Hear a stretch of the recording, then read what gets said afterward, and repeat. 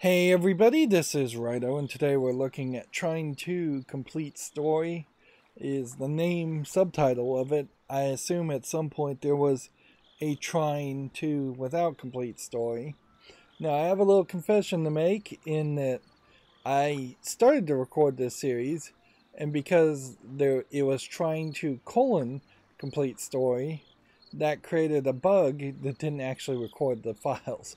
So we're going to have to start all over again here, which is kind of fine, I suppose. So, like, several achievements have just been unlocked, although this is all Steam Deck overlay achievements, so you can't even see it. And some collectible paintings and poems have already been unlocked, which, if anything, this highlights maybe how far I've gotten into the game. Wow, I may have been a fourth of the way through the whole game.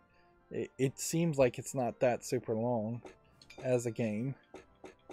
Yeah.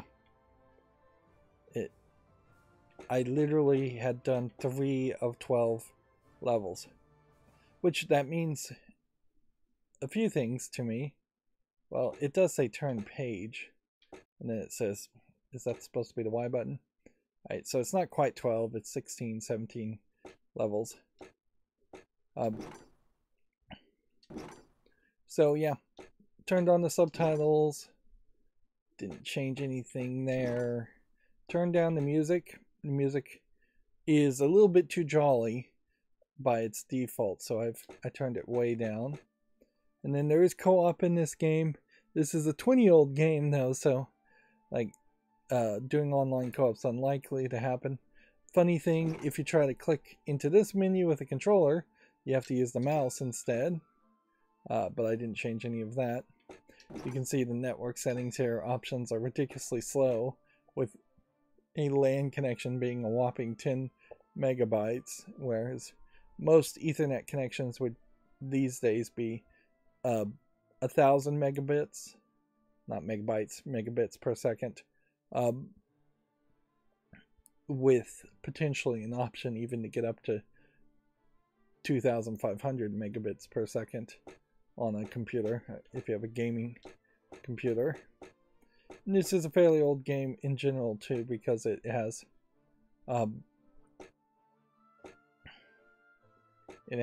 created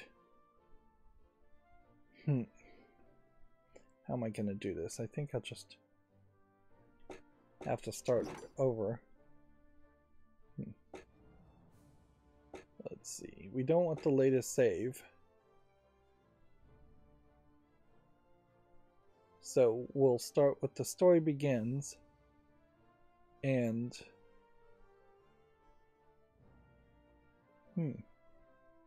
interesting. We'll start right back at that point. Now see, it says for level experience I've gotten 30 out of 30 in monster experience, 0 out of 0 unlock secrets, but then the total level experience, I guess, is just as far as all the levels, and the total monster experiences from all of the levels.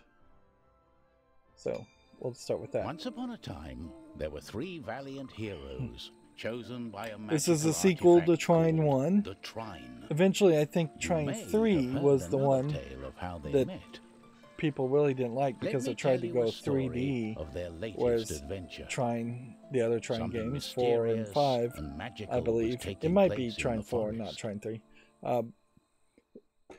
are all about first of the 3 heroes was Amadeus, being 2D platformers, puzzle games. Not perhaps the bravest or the most powerful, but he was clever and sensible. Then there was Pontius the Knight, fearless protector of the realm, who loved good food, drink, and battle. Last but not least was Zoya, a thief. An entrepreneur. An entrepreneur. She was mysterious, and only seen as a passing shadow on a cloudy night.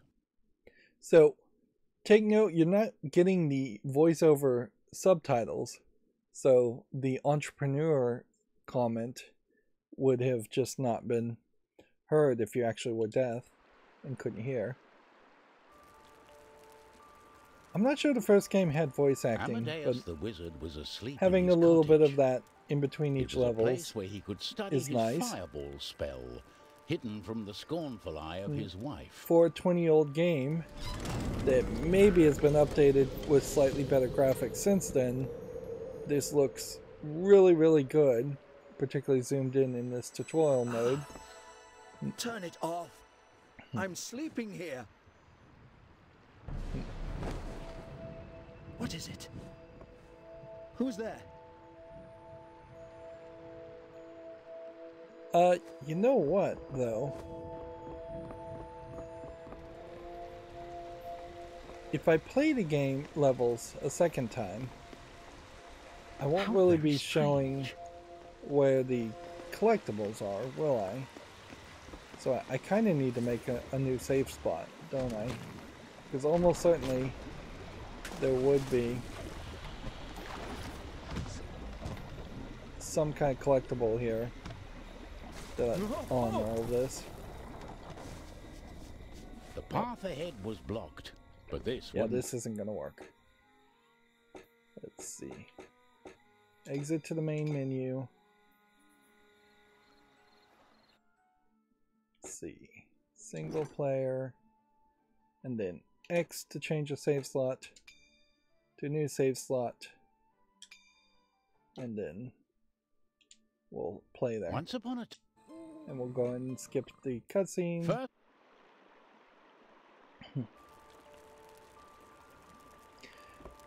One of the things that's fascinating about how many different about this game is just how many different ways you could possibly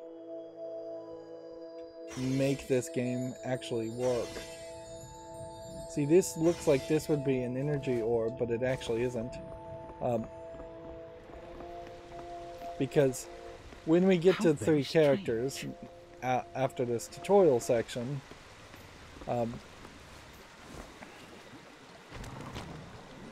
you would think potentially you could play with one character and then swap to the next character. So there is an energy path ahead orb. was blocked, but this wouldn't stop the great wizard Amadeus. With his magic, he could lift objects. Of course, you kind of need to know his other magical ability, which is to make these cubes if you're going to get all the collectibles. Like, yes, I can get up here to get that collectible, but it's kind of hard to get that one. So it's way easier to move objects and just cause these collectibles to fall off the edge. Although that one doesn't want to fall off the edge easily. And then you have Amadeus just this. could also conjure boxes out of thin air. You have a weird RPG element to it, so you're collecting all this experience so that you can level up and have what are effectively just quality of life improvements unlock.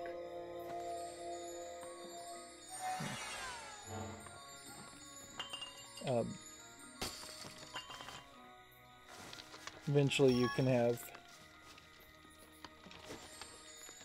4 of these boxes on screen at a time without destroying another, and the size of the box you draw determines The how light moved through the forest, how big the leading box Amadeus is. further. Torn between fear and wonder, he followed. And so this is all about physics puzzles and showing off, I guess, how the physics engine of this game for the time was really experimenting. It is very weird to have a cursor on screen, and you only have a cursor on screen when you're playing as the wizard here. I demand to know what's happening. That's the Trine.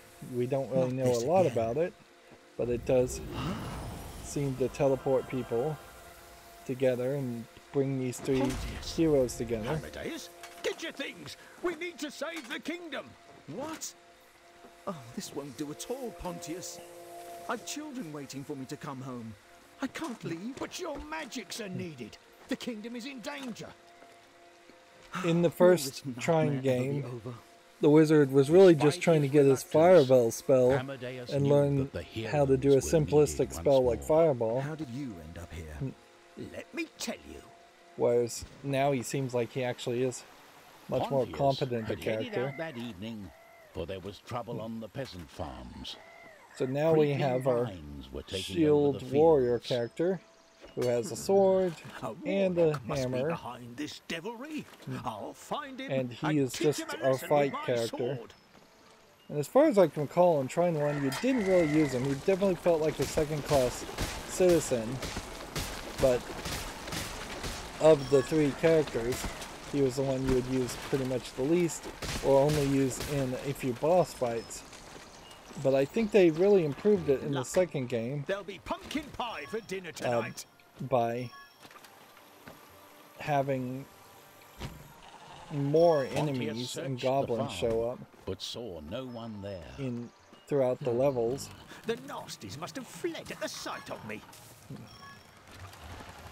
Which, yeah, I think balances out the game pretty well.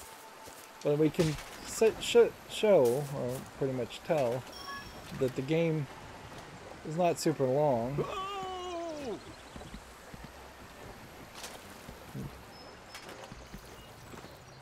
And you can see how the environment is going to change fairly frequently, even in between levels. That looks dangerous.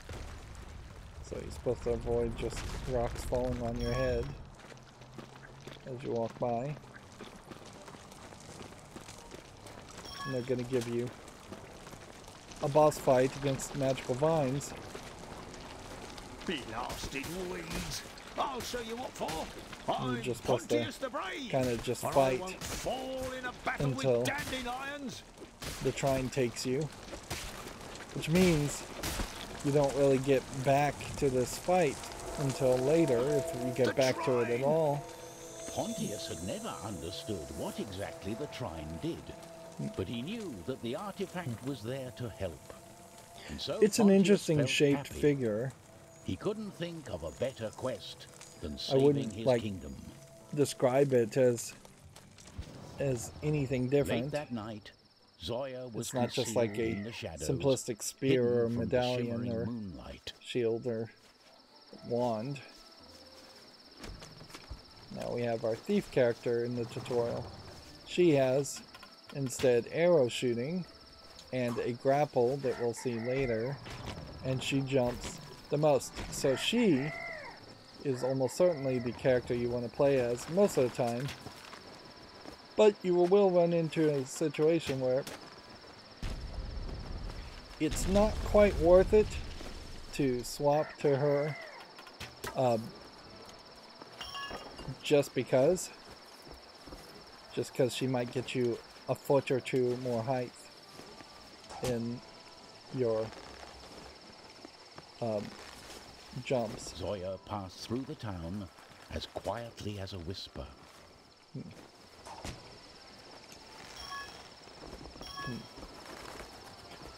This is a different visual effect too, certainly, where you're going through the town at night. You can also just investigate things and try and find all the collectibles.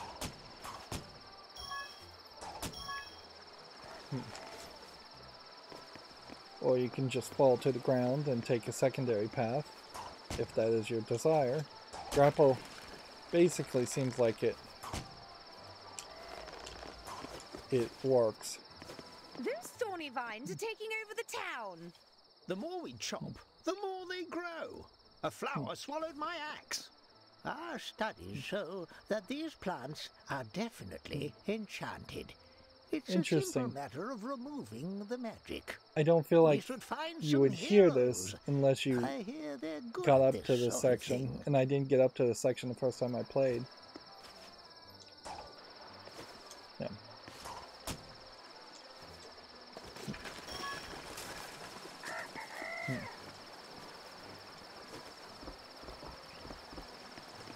I'd say more often than not, though, you end up actually having an upper path and a lower path if the path splits Then in she Trine saw a levels glimmering light that moving on top of the old church. just give you secret extra collectibles.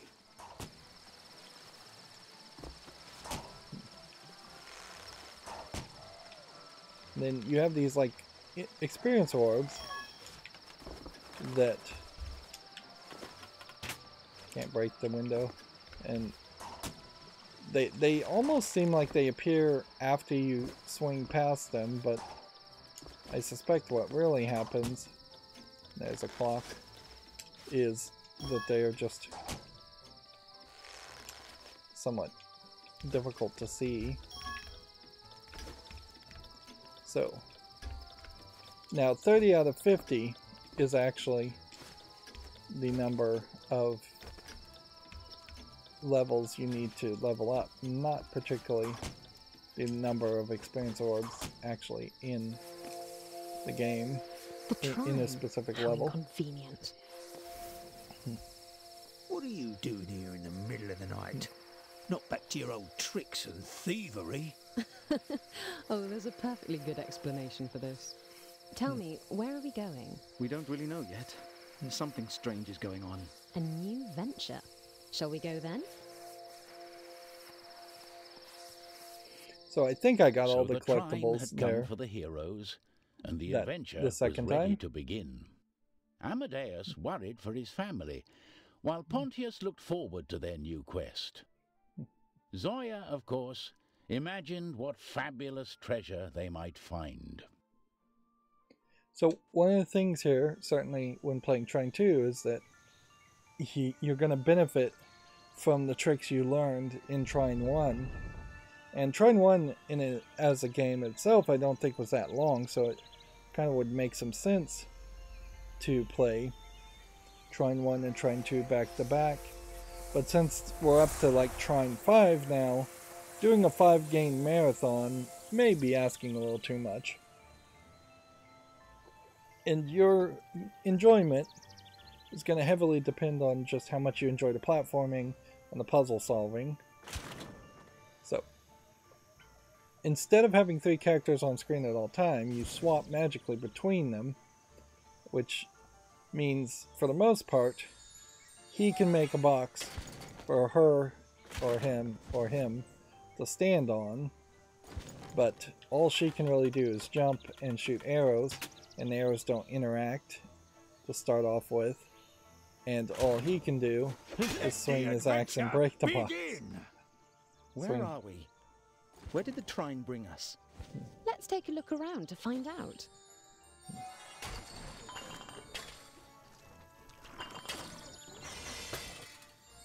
So you're often going to, early on, try to use a box to knock the jars, which have gravity affect them, down from high places to get more XP. But then you're going to have to use your archer thief character to jump and platform for the orbs. There are skill points that you get from the XP to unlock new abilities, and by default you're just going to want to get this, then this, then this. That'll help you more than anything, I think. And a lot of these weapon upgrades and hammer throwing are not really useful. There aren't that many bosses you fight throughout the game, so because you don't have a high number of bosses, anything that would just give you say an advantage in fighting really is just going to be fairly secondary as a concept.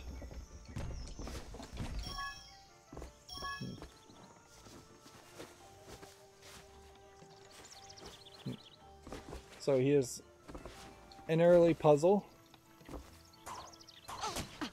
And what you run into a lot of times is just you'll have something swinging that's made out of wood, and then you'll have something swinging that's made out of not wood, and that the not wood things can't have a grapple hook on it.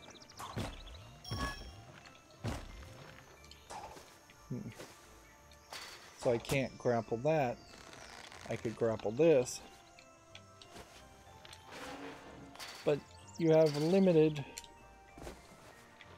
opportunities. And at the start of the game, you're going to more and more have to solve puzzles by using existing blocks instead of just creating your own. Once you've upgraded to the point where you can just create your own blocks, that makes it way easier to solve a lot of platforming puzzles even the first try. This is your checkpoint system. If one of your character dies or loses health, that it will be refilled here. I think this might be new in Trine 2, where you have to break it with a hammer, but then you're going to fairly quickly want to go back to sword attacks. And there is a whole water physics system here that is exciting, and that you're redirecting water. This water is really powerful. I ought to see if it works on potatoes as well. You can swap in the air, and some of those plants will end up giving you bouncing abilities.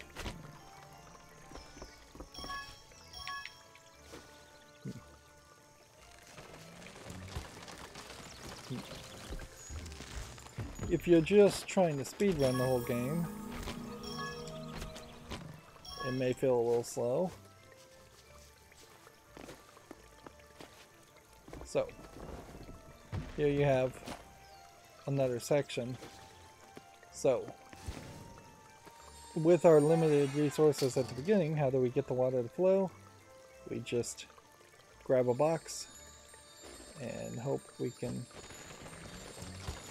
get the water splashed enough, or get the box tilted enough. And that gets up to this point and this point. And then you'll just blindly jump over here just to double check. These levels are short enough that they don't really need checkpoints, but it definitely would be nice if they had them. You also don't have to be super paranoid that like every brick wall might be a breakable wall with your armor guy. So like, first thing you do, now he can make 2 squares. That makes solving every puzzle a lot easier. Another thing to mention is that squares will, since they are these cages with gears, will stick to spike sections in the air, so you don't actually need to always stack up, and you can sometimes just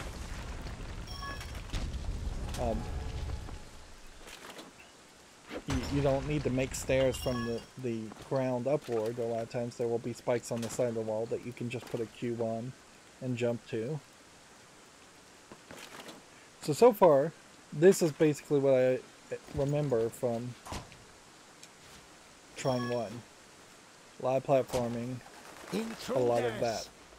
Do you think we'll have to fight them? And then occasional We cook the big bad fat guys. one. Attack!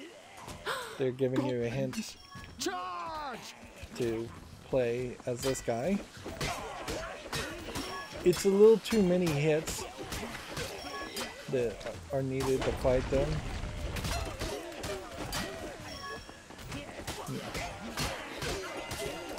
There, I just picked up a red heart that would refill your health.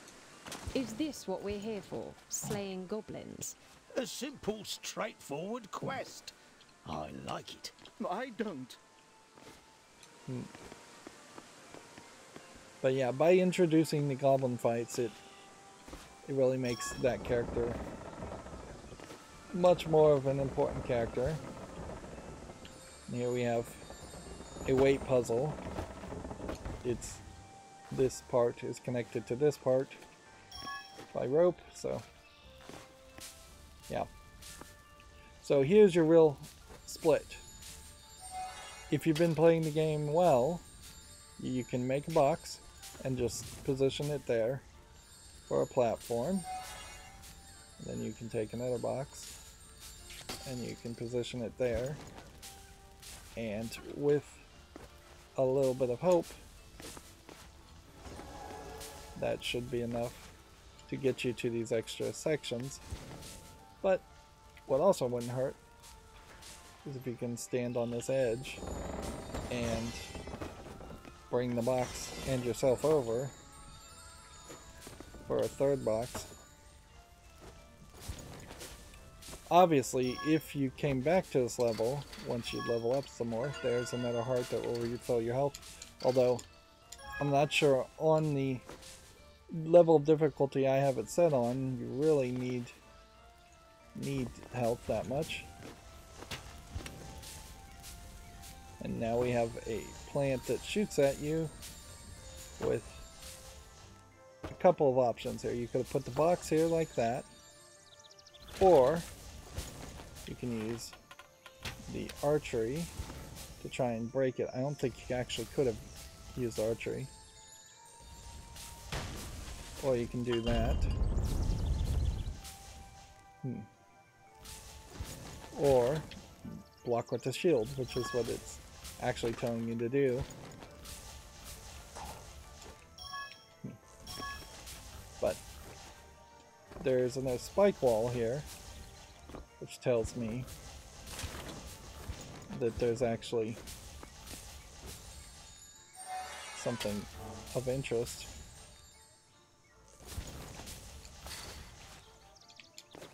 Yep. Let's see how this works. Now, what you don't want to do when putting these boxes on spikes is get all the way there. That's weird. There's nothing here.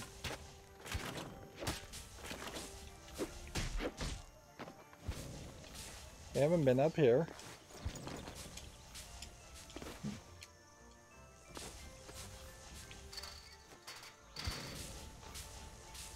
I can make another box and place it.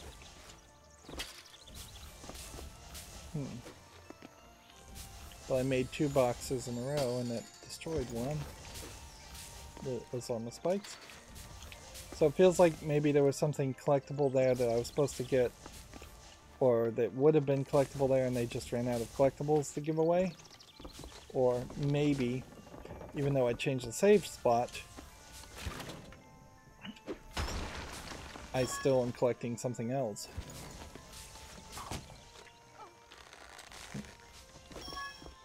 Yeah, there is a treasure chest over here. You collect this and this, and then you press B, and that unlocks custom art. Nice view, certainly, with the sun rays. There's far too many little glowing plant things, though. It is just kind of crazy that there's all of that happening on top of everything else visually. The game is perhaps just a little too pretty for its own good. Right. Let's see what I need to do. You probably would put a block to jump more.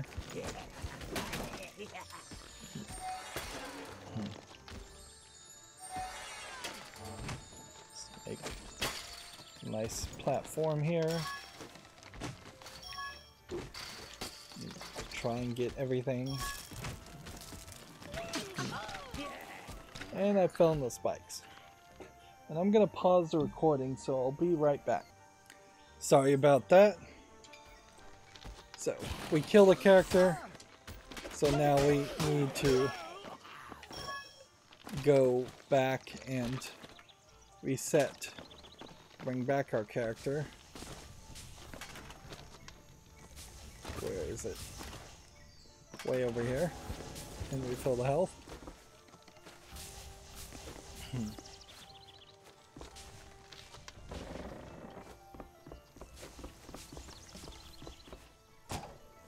So, could have just possibly done that too. Now, the fact that you don't get achievements the second time potentially makes it a little bit more difficult to know if you've gotten everything. And enemies being introduced into the levels then creates a situation where you need to be more prominent on like making sure you kill all the enemies. Now, killing the enemies will give you their experience orbs pretty quickly and easily, so you don't have to like go chase after it. If you happen to knock a character off the ledge, it'll just fly to you.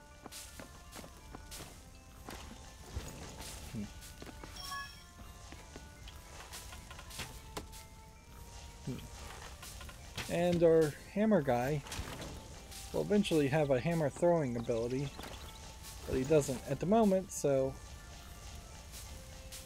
you instead would want to maybe shoot that down, but shoot that down, you just take it off the spikes and then put it down and in the way.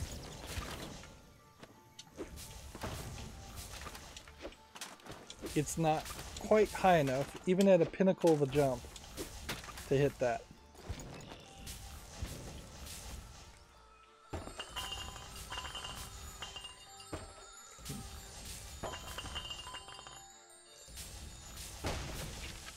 Whoops. Okay.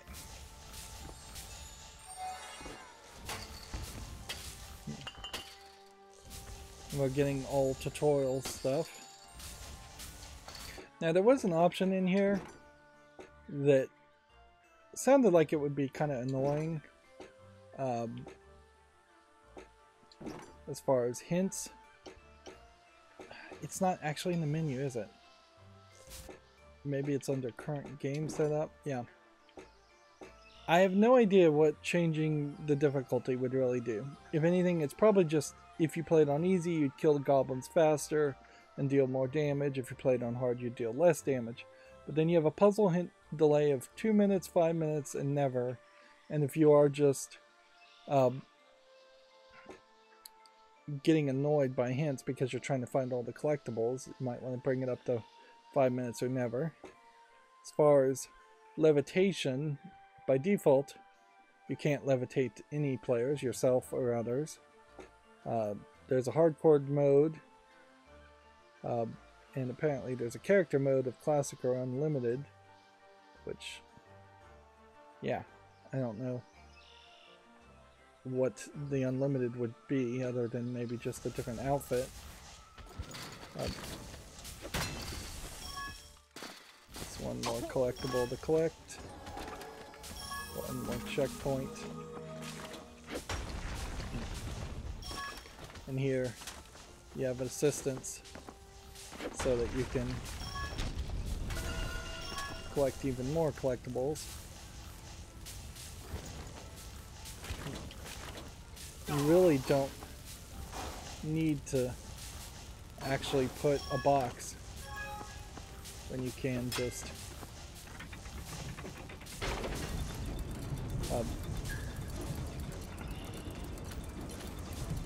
run with the shield. So multiple solutions there. Notice how it spawned your character out of the way, so it's not just in the line of fire. So you have lots of little boxes and spinning things, and with the swap of the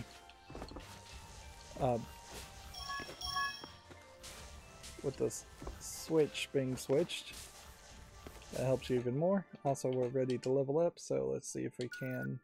Nope, we don't have enough skill points to level up here to have 3 conjured items, so we wouldn't have to search out boxes, but we'll get there fairly quickly. I'm also assuming that there's nothing up here. Yep, no secret item. Certainly the second time I played this, there's less of a reason to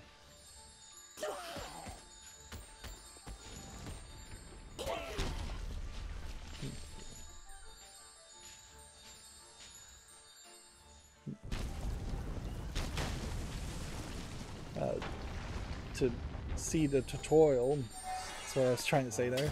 I got distracted. I was too busy trying to crush the goblin to death. Again, it feels like there could be something here, but there isn't anything here. And that's why this glows when you move it, is they want you to know that you can use it as a lighting source just to investigate, although you don't really need to investigate that much either. Everything is pretty obvious where it's placed. Ooh.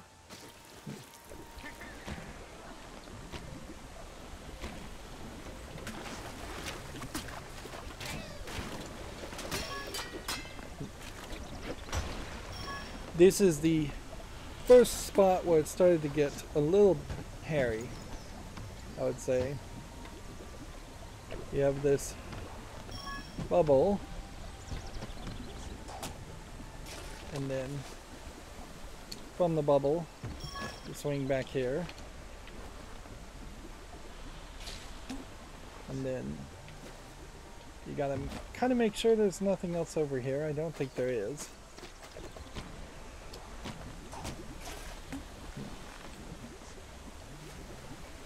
And then you've got these spikes that are popping the bubble.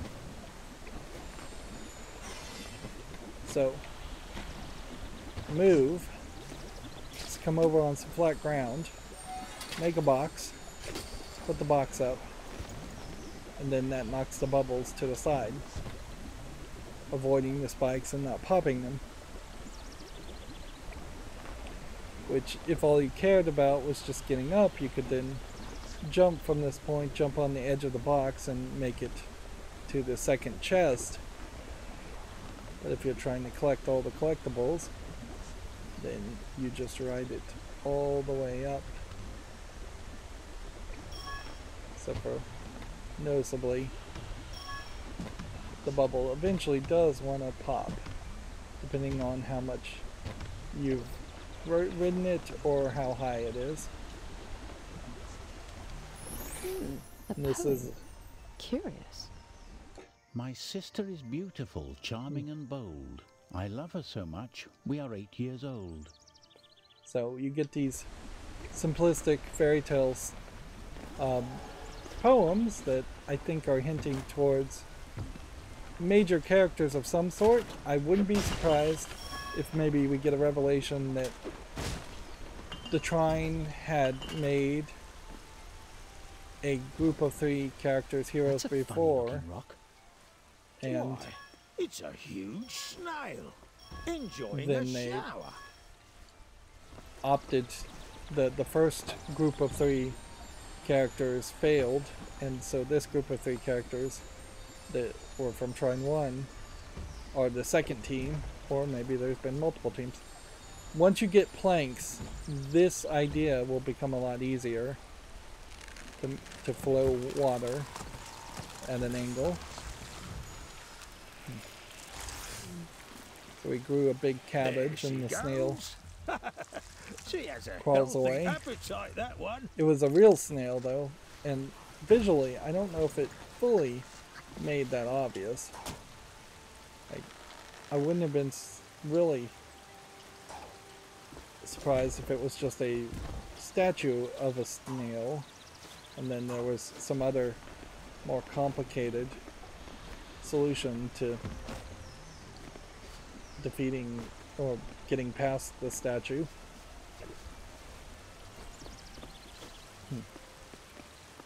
And so what's funny about these levels too is that they kind of end abruptly. We're getting a hint of a snake boss.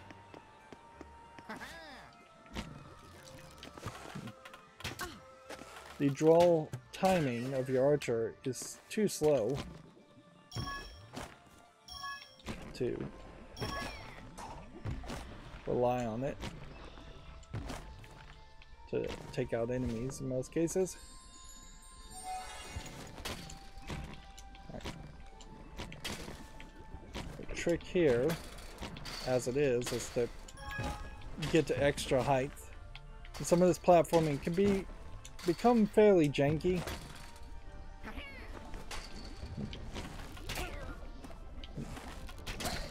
And you can see how our archery is not even particularly good. It's not doing a lot of damage.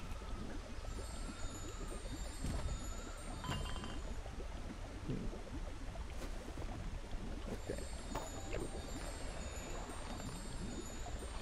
That's how the bubbles can just be knocked away.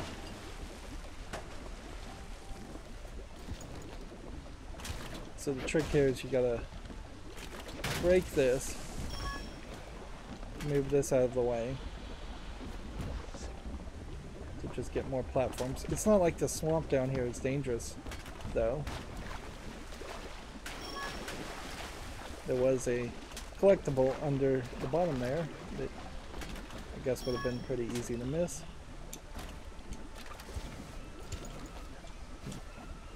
It kind of feels like you could jump here in any other scenario, but they've intentionally made it so you can't actually jump there.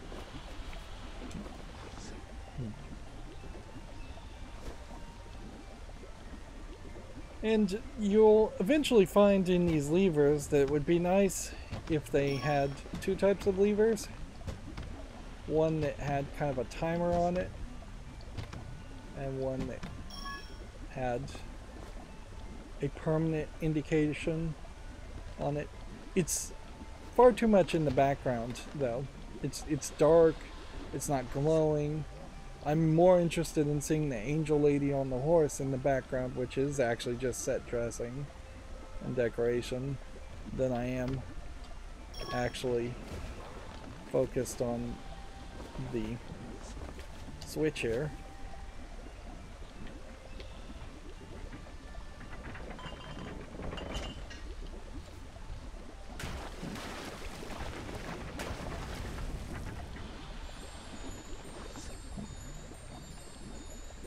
Slowly, I'm dragging this out of the way.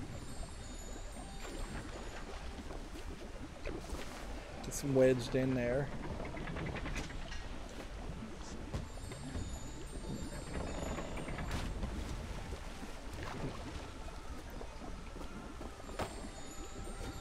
It's all these boxes and things in the way of collecting the XP.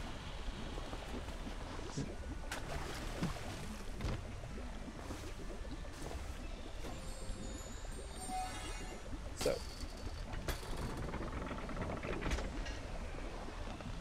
the hope would be to set that or get over the edge in time.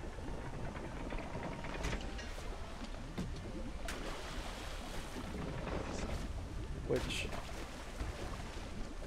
doesn't really feel likely that you would be able to jump over in time.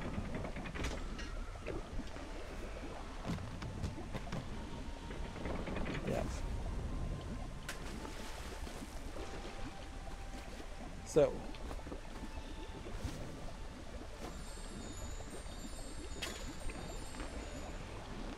it'd be something like either just solve the puzzle by making several squares and getting more height to jump, or solve the puzzle the way it seems like they want you to solve it, which is by using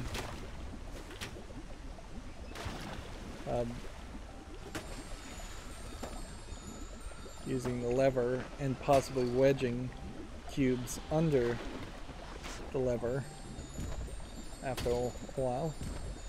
That's a lot of things there, all wedged together.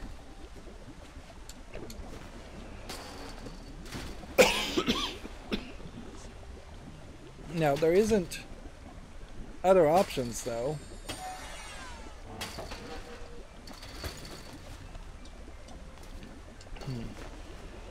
Like, you can't use the cube with the switch to weigh it down, I don't think. You'd think you'd get a hint by now, too. Like, there would be a slight idea around that.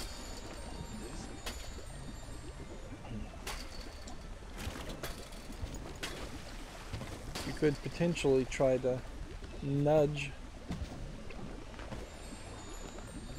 this, make it cubes to bump it,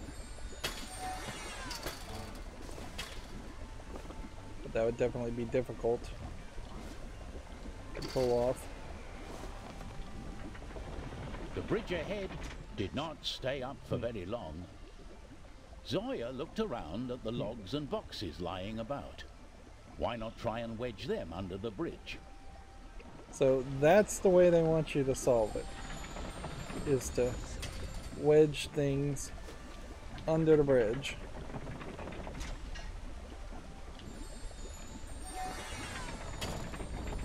Like that.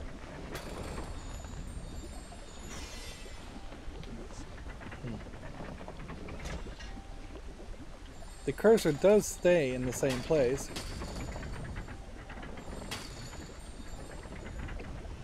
There we go. So that's the intended solution, which certainly doesn't feel like the intended solution. And if anything, that's, I think, designed so that it does open players' minds to the possibility that just because it isn't working at a perfect right angle and doesn't look like the game was designed to be solved that way, sometimes the puzzles are totally designed to be solved that way. And here's that bad guy we've been hearing, so we can just squash him. And I got an achievement for doing that. Go ahead and get that. Get that. And then fight these armored goblins.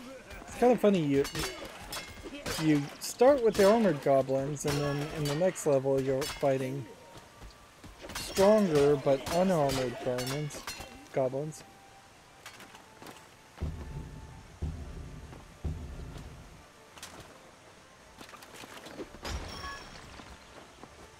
And time to level up. So now that we can make 3 things, 3 boxes, or you can actually conjure 3 of anything once you're able to conjure planks too. That makes it a much easier puzzle solving.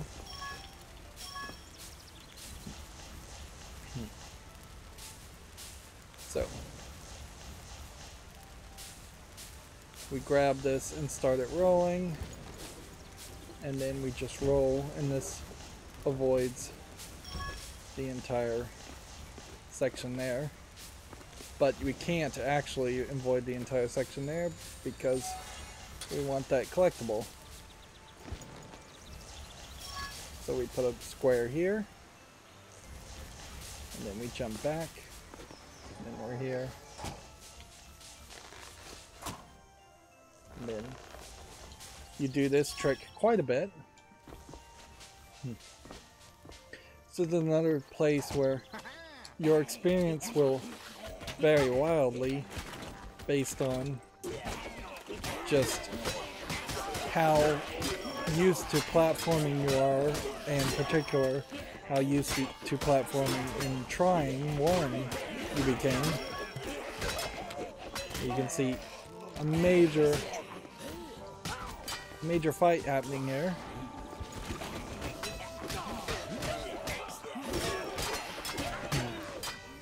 So they've introduced kind of the idea of sub-bosses instead of potentially just solving a puzzle and that being the end of a level.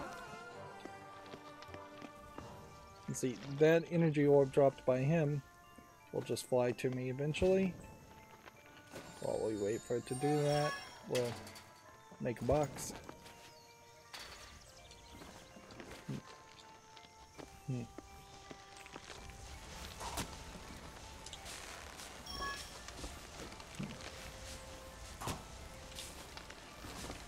Going high first almost always is the right move. And then you can swing low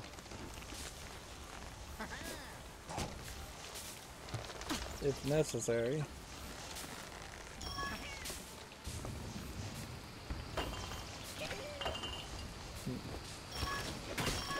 To collect more collectibles.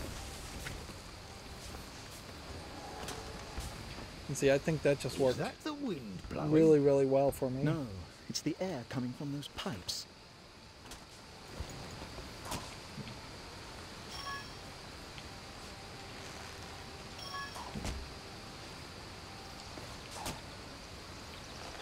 So you can get pretty good height, but you're not going to get everywhere you need to get with that.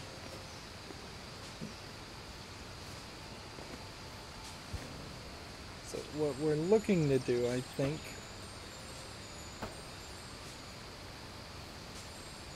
is to first of all destroy the vines, which is pretty much, I think, the last point at which you start fighting vines.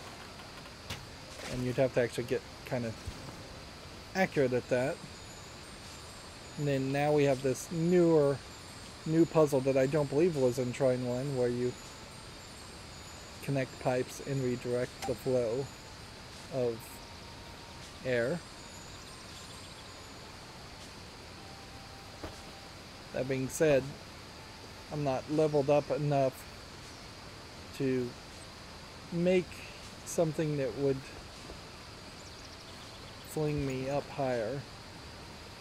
You can get about that high on the air. It's high enough to reach this point. It's not high enough to reach that point.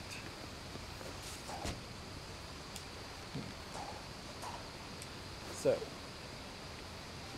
how did I collect that collectible? I think I probably did that. Yeah.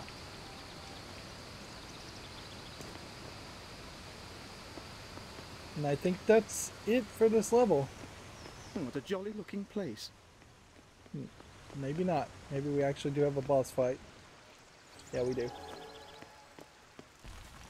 So, again, I think I probably collected all the collectibles. If I didn't, whatever. It's monstrous. So you're fighting a giant snake. You can't, it doesn't have a health bar.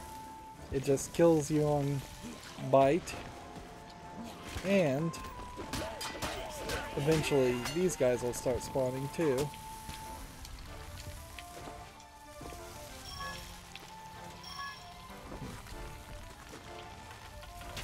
You can shoot them at him, but it won't actually do anything. The move is actually to have him break the world around him. There's nothing over here.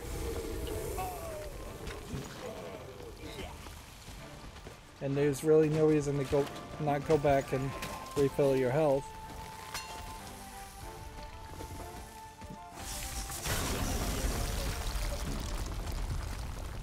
And so it's a puzzle boss fight to start with. The next boss fight you fight, snakes and giant snails. you actually do next? have a health bar and have to actually kill all of the enemies. Who are these strange people? I better keep my eye on them. So now we have some new character looking in on us.